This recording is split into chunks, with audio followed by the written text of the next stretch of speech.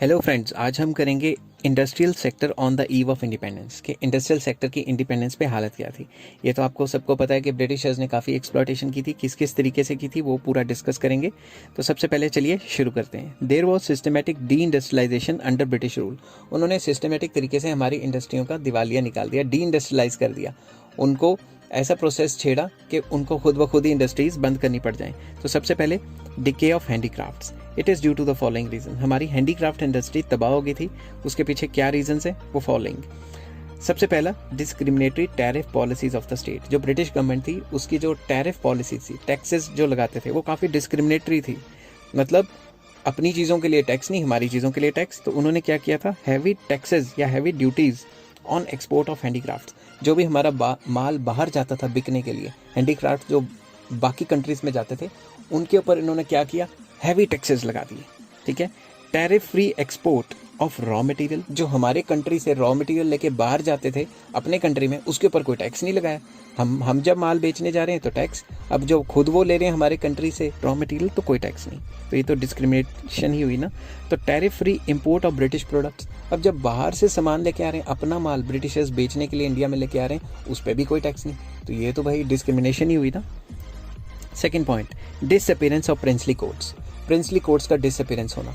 आपको मैं थोड़ा हिस्ट्री में लेके चलता हूँ। पुराने ज़माने में क्या होता था, राजे महाराजे होते थे और उनकी जो राज होता था उसके अंदर वो क्या करते थे, एनकरेज करते थे। किसको एनकरेज करते थे, हैंडीक्राफ्ट्स को, आर्टिसंस को। उन्होंने अपने डिपार्टमेंट खोले होते थे कि पत्थर का डिपार्टमेंट, मोची का डिपार्टमेंट, ये डिपार्टमेंट, वो डिपार्टमेंट, उनको एनकरेज करते थे और उनको तनख्वाहें लगाई होती थी।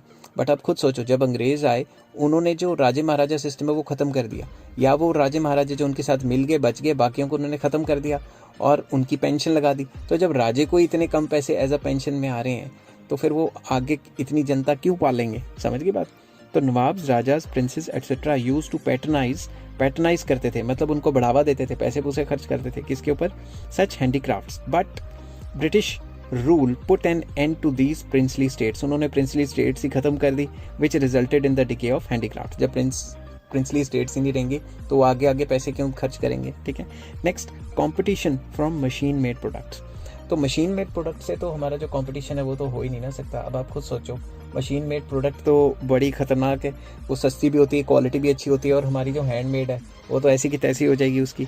तो competition from machine made product की वजह से हमारी जो इंडस्ट्री है वो तबाह होगी। British products made cheap products. जो British products were cheap due to duty free. बाहर से जब आते थे तो उनके ऊपर ब्रिटिशर्स टैक्स नहीं लगाते थे। ऑल्सो जो मशीन मेड प्रोडक्ट हैं वो काफ़ी गुड क्वालिटी के होते थे और इस वजह से सस्ते भी होते थे, अच्छी क्वालिटी के भी होते थे। इस वजह से हमारी जो कंपनी है, जो छोटी छोटी इंडस्ट्रीज़ हैं, वो ठप ही पड़ गई।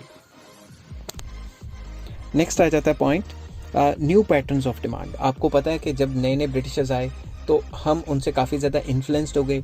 अब आजकल भी इन्फ्लुएंस्ड हो जाते हैं, तो हम उनके रहना सहना, खाना पीना और कपड़े लत्ते सबको कॉपी करना शुरू कर दिया। इससे जो हमारी इंडस्ट्री से उनका सामान ही बिकना बंद हो गया। ठीक है। इस वजह से भी हमारा बेड़ा गर्क हुआ उस टाइम पे। Due to impact of British culture many people were keen to adopt westernise lifestyle. तो कई लोगों ने वेस्टर्नाइज लाइफस्टाइल को अपनाना शुरू कर दिया, विच resulted in the change in the pattern of demand. इसकी वजह से डिमांड ही चेंज होगी।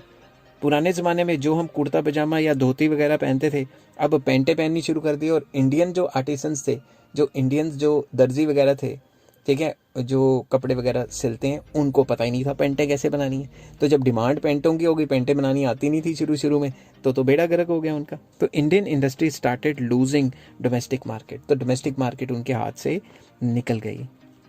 नेक्स्ट पेज पे चलते हैं और फिफ्थ पॉइंट करते हैं, इंट्रोडक्शन ऑफ रेलवेज की इंट्रोडक्शन हुई। It led to increase in the market size of low cost British goods. ठीक है। Quick supply of cheap British goods to all parts of the country. जैसे ही railways introduce किया, इससे क्या हुआ, it led to increase in the market size. इससे market size काफ़ी ज़्यादा बढ़ गया। For low cost British goods, जो लो कॉस्ट ब्रिटिश गुड्स थे उसका काफ़ी ज़्यादा बिक्री होनी शुरू होगी। उन्होंने क्या किया, रेलवे इंट्रोड्यूस की और रेलवे पे अपना माल लाद के पूरे इंडिया में फैला देना, और कॉस्टिंग भी कम होती थी तो उनका माल तो बिकना ही था ना। Quick supply of cheap goods होते थे और क्विक सप्लाई कर दी पूरे इंडिया में। इससे भी हमारी जो रही सही कसर थी इंडस्ट्रीज़ की, उनकी चीज़ें बिकनी बंद होगी। बी पॉइंट आ जाता है, ये ए पॉइंट के अंदर 5 पॉइंट्स थे। बी पॉइंट आ जाता है bleak growth of modern industry. थोड़ी बहुत मॉडर्न इंडस्ट्री बढ़ी मगर इतनी ज़्यादा नहीं बढ़ी कि देश का या मुल्क का कोई मतलब अच्छा काम हो जाए। तो ये कब हुई? Occurred in second half of 19th century. It can be discussed as under some private entrepreneurs establish iron and steel industries। कुछ प्राइवेट एंटरप्रेन्योर थे बड़े बड़े लोग जिन्होंने iron and steel industry, Tata वगैरह ने शुरू कर दी थी। Sugar, cement and paper industry ये भी शुरू हो गई थी। These were established due to scarcity of industrial goods because of the World War I and World War II।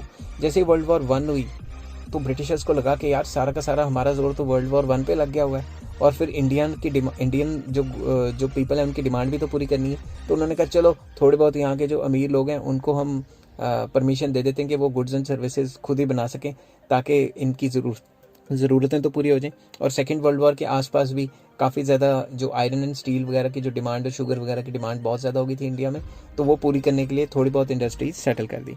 तो britisher only participated in capital goods industries. Britishers ने सिर्फ capital goods industries खोली मशीनों की, लाइक इंडस्ट्रियल प्लांट्स बनाने के लिए, which help them for the expansion of Indian market. उन्होंने सिर्फ वही फैक्ट्रियाँ खोली जिससे उनका काम और एडमिनिस्ट्रेशन और रूल चमक जाए इंडिया में। उन्होंने और कोई काम नहीं किया। आई होप ये चीज़ें आपको समझ आ गई होंगी।